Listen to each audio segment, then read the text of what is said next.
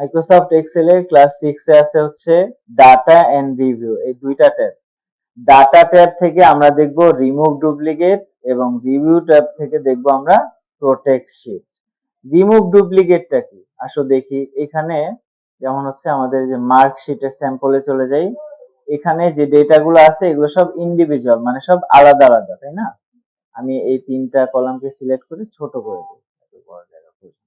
আচ্ছা, এখন ধরো আমি এইখান থেকে 9 থেকে বা যে কোনো জায়গা থেকে আমি এই কিছু ডেটা সিলেক্ট করলাম, সিলেক্ট করে কন্ট্রোল সি দিলাম, কপি দিলাম, কপি দিয়ে এইটার নিচে আবার পেস্ট করে দিই কন্ট্রোল ভি। তাহলে এই যে 9 থেকে নিয়ে 15 পর্যন্ত এই ডেটাগুলো এই শীটে তাহলে কয়বার আছে এখন? দুইবার। এটাকে আবার কন্ট্রোল ভি দেই পেস্ট করে, তাহলে এখন কয়বার আছে? তিনবার। এখন বড় ডাটার ক্ষেত্রে তুমি যে দুইবার করছো না তিনবার করছো এটা তো বুঝতে পারো বা ভুলে যেতে পারো বা মিস্টেক হতে পারে।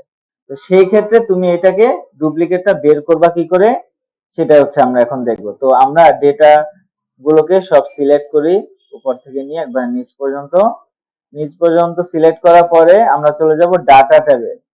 ওকে, ডাটা ট্যাব থেকে এই যে ডান দিকে লেখা থাকবে রিমুভ ডুপ্লিকেট, এই নামটা থাকতে পারে অথবা শুধু আইকনটাও থাকতে পারে। হ্যাঁ, এই যে শুধু আইকনটাও থাকতে পারে।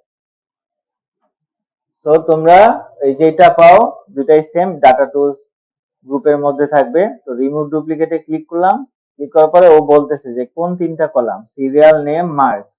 হ্যাঁ, তিনটাই মার্ক করা আছে, আমি ওকে করে দিলাম।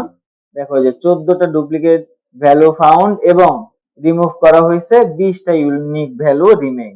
তাহলে ওই যে আমরা প্রথমে ডেটা শিটে কয়টা ডেটা রাখছিলাম, 20 জনের সিরিয়াল 20টা, তাহলে ওই 20টাই আছে, দেখো নিচের গুলো অটো ডিলিট হয়ে গেছে। ঠিক আছে, এটাকে কি বলা হয়? Remove duplicate. ওকে, এরপর আছে হচ্ছে প্রোটেক্ট শিট। প্রোটেক্ট শিটটা কি? প্রোটেক্ট শিট হচ্ছে যেমন ধরো এই ডাটা শিটটা তুমি করছো, এটা একটা রেজাল্ট না, মার্ক যে পাইছে এটা একটা রেজাল্ট। এখন ধরো যে ফেল করছে, যে রাকিব 16 নাম্বার সিরিয়াল, রাকিব 15 পাইছে, তাহলে ফেল করছে। এখন তোমার এই পিসিতে তো কোনো পাসওয়ার্ড দেয়নি আছে না, ধরো পাসওয়ার্ড জেনে গেল, ওপেন করলো, ওপেন করার পরে এক্সেল শিটে উঠে এটা চেঞ্জ করা যাবে না, ধরো এখানে 35 করে দিল, তাহলে তো 5 দেখালো, তাহলে এটা অপরাধ না? এখন এই জিনিসটাকে তুমি লক করবা কি করে? আমি আন্ডো করে দিচ্ছি, আবার আগের জায়গায় আনি যে 15। আচ্ছা, এরপর আসবা ওই যে প্রোটেক্ট করার জন্য যে কাজটা করতে হবে, এটা হচ্ছে রিভিউ ট্যাবে। রিভিউ ট্যাবে এসে এই যে প্রোটেক্ট শিট, এটার উপর একটা ক্লিক করবা, পাসওয়ার্ড দিবা, তুমি তোমাদের মতো পাসওয়ার্ড দিবা, বাট এখানে প্র্যাকটিস করবা 1 2 3 4 দিয়ে। 1 2 3 4 দিলাম, উপরে দুইটা মার্ক আছে কিনা খেয়াল করবা, দেন হচ্ছে ওকে। ওকে দেওয়ার পরে ও কি বলতেছে, রিএন্টার পাসওয়ার্ড টু প্রসিড। তাহলে আবার কি করব, পাসওয়ার্ডটা দিব 1 2 3 4, দেওয়ার পরে ওকে করে দিলাম। কোনো কিছু হয়েছে না, শুধুমাত্র এখানে আগে প্রোটেক্ট শিট লেখা ছিল, এখন কি লেখা?